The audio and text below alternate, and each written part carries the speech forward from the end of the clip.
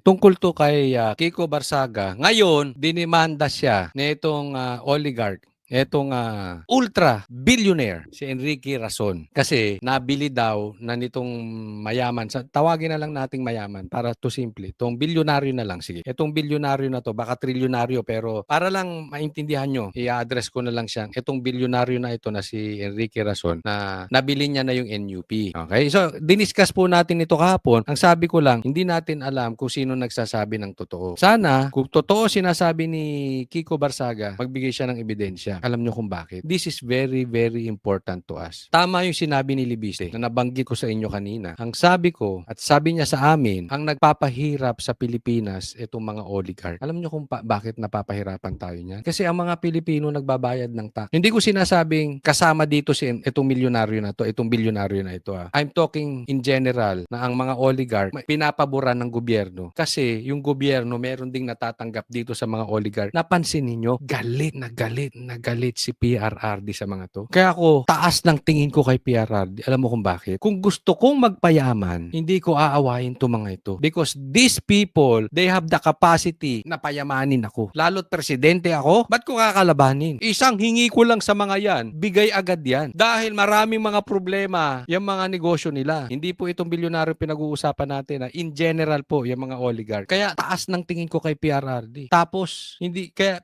explain ko lang, hindi po ako panatiko bakit gusto ko si PRRD. Galit talaga ako sa adik. Alam nyo yan, sa lahat ng mga nakakilala sa akin, even my family, they know ayaw ko ng adik. Kahit si Banat ba, yung kapatid ko, alam niya, galit ako sa droga. Eh yan ang tumindig. For how many years, ang daming presidente, hindi tumayo patungkol sa droga. Only PRRD. Naisip nyo ba gaano tayo pinahihirapan ng mga komunista, ng mga NPA, ng mga rebelde? Nasugpo ba ng mga presidente? Hindi. Sino lang nakagawa? Si PRRD. At alam nyo, ayaw ko sa mga ito. Ito naman, oligarch. Walang kumalaban sa mga yan. Kung hindi, sino? Sino lang ang kumalaban sa mga yan? Pilipino, nagbabayad. Kapos na nga ang pera. Alam mo ba yung VAT na binabayad mo? Ultimo, mahirap nagbabayad ng tax sa tama. Kasi pag kumain ka, may tax. Naggrocery ka, may VAT. Magpagas ka, may VAT. Namasahe ka, may VAT. Lahat may VAT. Lintik na Batman yan. Pero yung mga oligarch, nakakalusot. Kaya nga, di ba, nagkaroon ng problema ABS-CBN, kaya nagalit si PRRD. O ngayon, sana, kung totoo tong paratang ni Kiko Barsaga, magpresenta ka ng ebidensya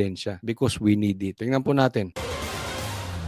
Hindi na pinatagal ng kampo ng bilyonaryong si Enrique Razon ang paghahain ng kaso laban kay Cavite Congressman Kiko Barzaga. Nagtungo na kanina sa Makati Prosecutor's Office ang mga abogado ni Razon para magsampa ng kasong cyber libel laban sa batang kongresista. Sabi ng abogado ni Razon na si Attorney Lawrence Arroyo, defamatory at malisyoso ang mga posts ni Barzaga sa kanyang social media account. Ito raw yung post niya, malisyoso. Enrique Razon is the mastermind behind the corruption in Congress. Naku, matindi nga. Matindi nga yung binitawan. I will disclose everything in a speech once I return on the first week of February. Ang tanong, pagsasalitain ba siya? Naalala nyo? Ilang beses pinatayan ng Maito? Kaya nga yan ang nagiging problema natin eh. Ito yung kay Pinky Lacson. Ngayon, mayayabang ka, papupuntahin mo si Aimee. Eh, hindi naman nakakasalita. Ito rin, ilang beses pinatayan ng mic. Sana patas lang. Hayaan lang magsalita. Huwag kayo kontra ng kontra. Then, kung gusto nyo i-demanda after that, saka nyo i-demanda. Gusto nyo i-ethics, saka nyo i-ethics. Pero pagsalitain ninyo. Para hindi sasabihin hinaharangan ninyo ang hustisya. Pero mabigat itong binitawan ni Kiko and I really hope meron siyang evidence. Dahil mabigat yan. Involved. Di umano sa korupsyon. At tatandaan po natin. Ito madalas kami pag-ingatin ng aming tatay dahil ang aming tatay ay abogado.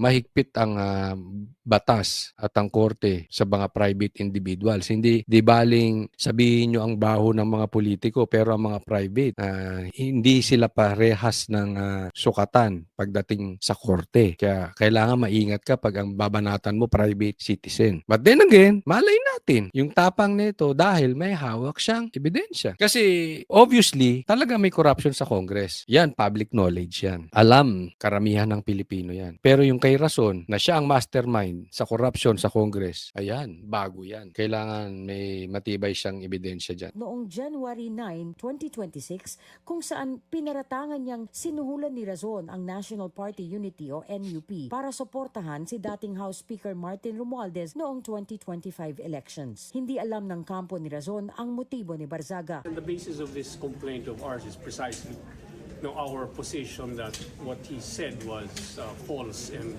malicious. Sa kanyang mga posts kahapon, sinabi ni Barzaga na may mga ebidensya siyang ipipresenta na magpapatunay sa umano'y suhulan. Ipinagkibit balikat lang naman ito ng abogado ni Razon. Hindi naman dumating si NUP Chairman Ronaldo Puno o kahit na sinong miyembro ng partido kanina sa Makati Prosecutor's Office. Maring ipinahayag ni Congressman Puno na hindi nila palalampasin ang mga walang basehan na bintang ni Barzaga. Sabi ni Puno, suportado ng lahat ng NUP members ang pagsasampa ng kaso laban kay Barzaga. This will be an acid test for Kiko Barzaga kasi hindi ka biro, private citizen itong bilyonaryong to, no? So private citizen 'yan, hindi niya pwedeng banat-banatan, hindi yan pasahod ng gobyerno. So iba dapat ang diskarte niya diyan. Medyo matindi nga yung binitawan niya. So tingnan natin kung talagang yung tapang ni Kiko Barzaga ay back up sa tunay na buhay. Tingnan natin kung yung tapang ni Kiko Barzaga ay back up ng ebidensya. Diba? Hindi ko po hinuhusgahan si Kiko, hindi ko rin hinihusgahan itong bilyonaryo na to dahil hindi ko po alam ang katotohanan. Pero abangan natin, malalaman naman natin kung sino ang nagsasabi ng totoo.